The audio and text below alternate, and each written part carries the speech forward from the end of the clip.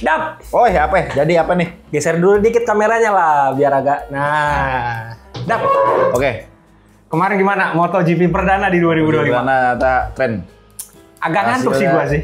Awalnya ngantuk cuma gue melihat persaingan di depan-depan sama hasil dari FP sampai ke balapan banyak yang mengejutkan ya. Jadi gue cukup menyenangkan dengan set pertama. Ditambah itu siang-siang kita nggak ngantuk. Misalkan kita selalu nonton tengah malam ya. Ya, seri-seri perdana kan biasanya di Qatar. Iya di Qatar, gimana di Thailand ya. enak kita nontonnya. Tuh kemarin yang gua tonton sih emang Marquez sesuai prediksi kita prediksi kan, ya. Marquez akan sangat-sangat mendominasi di Birang kemarin.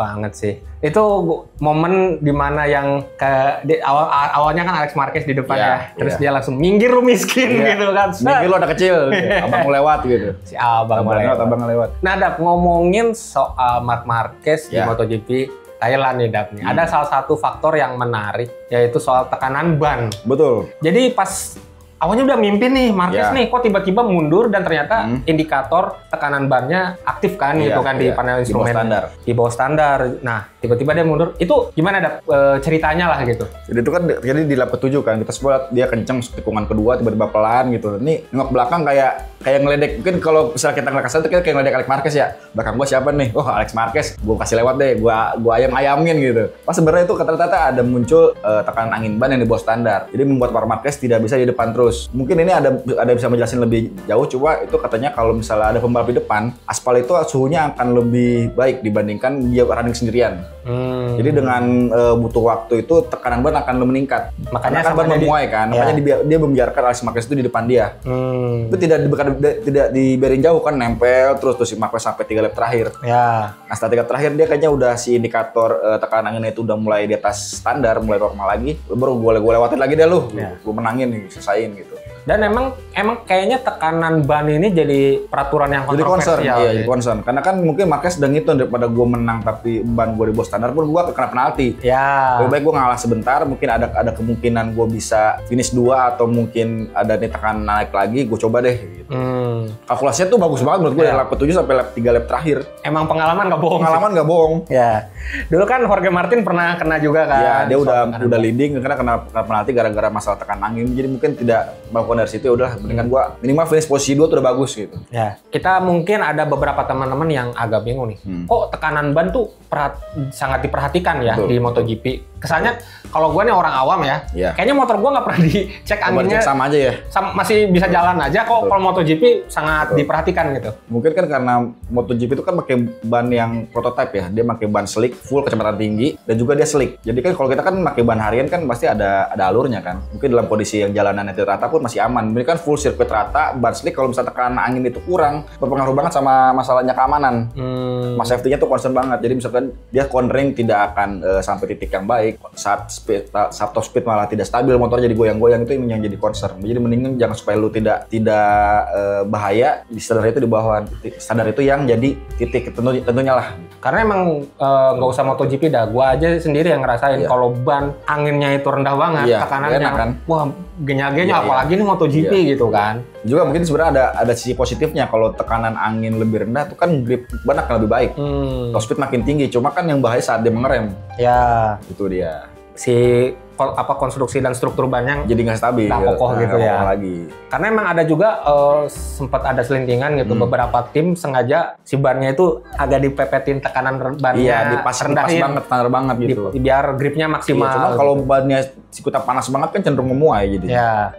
Nah, Dap, ngomongin soal ban juga nih. Ah. Ada berita baru soal ban di MotoGP. Ini cukup yang sudah diduga-duga sejak tahun lalu sebenarnya. Iya. Akhirnya diumumin juga. akhirnya Pirelli nanti jadi supplier ban. Betul, buat supaya ban tunggal. Dan itu nggak tanggung-tanggung ya. Iya. Dari MotoGP, Moto E, Moto2, Moto3, Red Bull Rookies sampai ke semua Asia Talent Cup, British Talent Cup, Ya. European Talent Cup semua pakai Pirelli. Jadi Pirelli ini kan kalau di balap motor dia di World Superbike doang kan. Iya.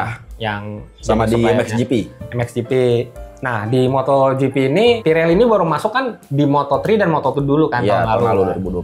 2024. Michelin atau Michelin kali ya nyebutnya ya? Michelin. Michelin. Masih bilang Michelin orang Indonesia. Gue taunya dari Bang Joni Lono sih karena karena sastra dia Prancis. Prancis banget kan dia. Prancis banget. Michelin aja yang nyebutnya. Iya. Michelin ini emang kayaknya kontroversial juga ya. Iya. Banyak Banyak yang ngeluhin. gue ngeluhin. Kemarin Aprilia ngeluhin Iya. kan. Wah, ini ban depannya. Ya dulu Repsol Honda awal-awal tahun 2016 saat misalnya dipakai itu kan Repsol terlalu Bridgestone banget nih.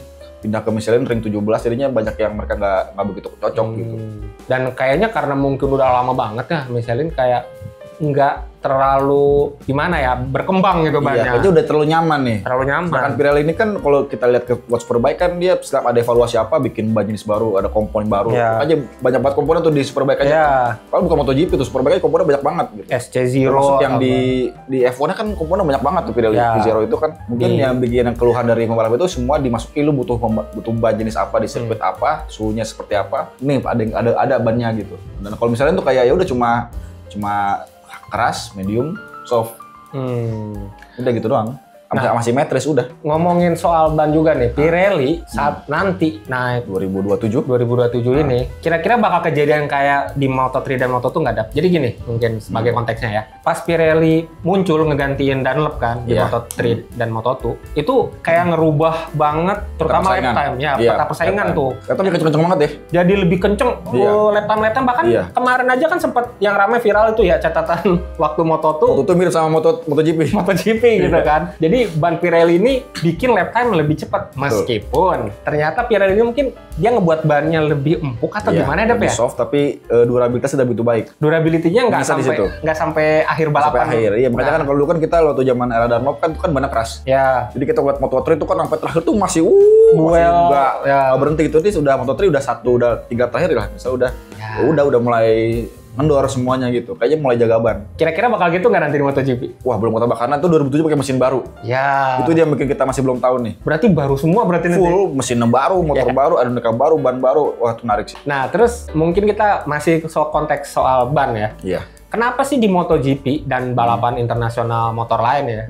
Kenapa supplier bannya satu nggak kayak zaman dulu kan kita ingat ya, Dap ya? Kan ada Rossi pakai Michelin gitu. Ya, terus Kawasaki pakai Bristol, pas satu tim. Ya, terus yang masih ada Dunlop juga kan, masih banyak suppliernya. Kok sekarang di unified aja jadi satu gitu? Sebenarnya itu supaya karena ban ini kan termasuk yang komponen yang paling berpengaruh di performa kan. Jadi kalau ban lu bagus ya performa lu akan meningkat gitu. Nah, supaya rata dari dalam hal performa ban samain. Makanya kenapa itu pakai Bridgestone, terus Michelin, nanti ke Pirelli gitu kan. Dan juga dulu tuh sempat ada gosip beredar di belakang pedok-pedok MotoGP itu kalau misalnya pembalap yang disponsori sebuah merek, secara pribadi ya bukan ke tim ya, secara pribadi itu punya ban khusus.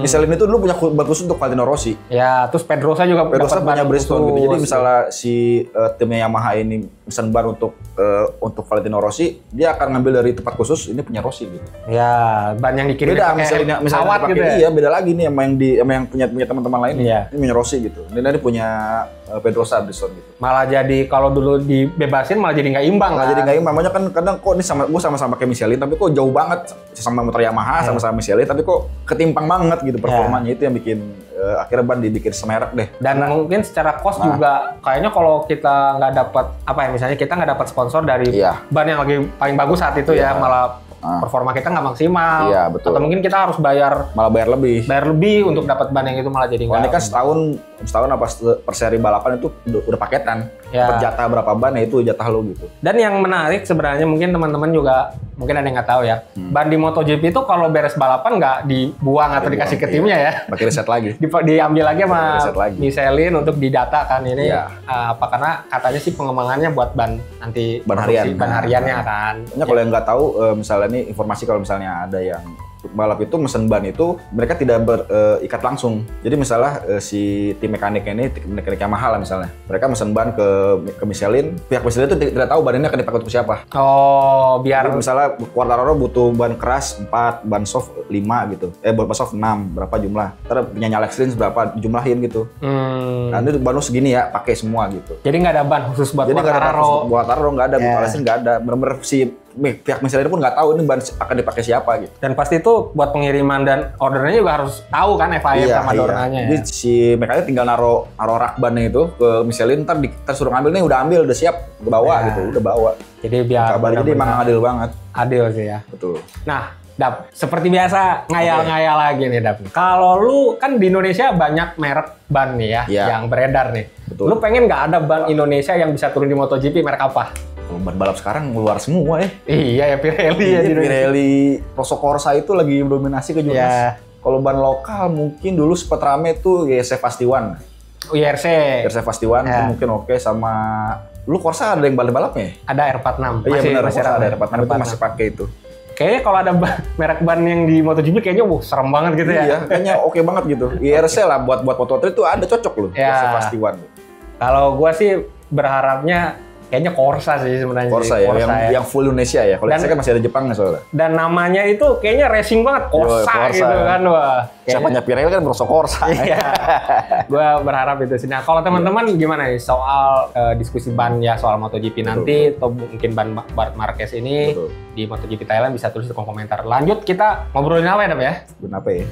Banyak nih ngomongin balap-balap Asia di MotoGP kan Framework. Mario Aji. Lanjut.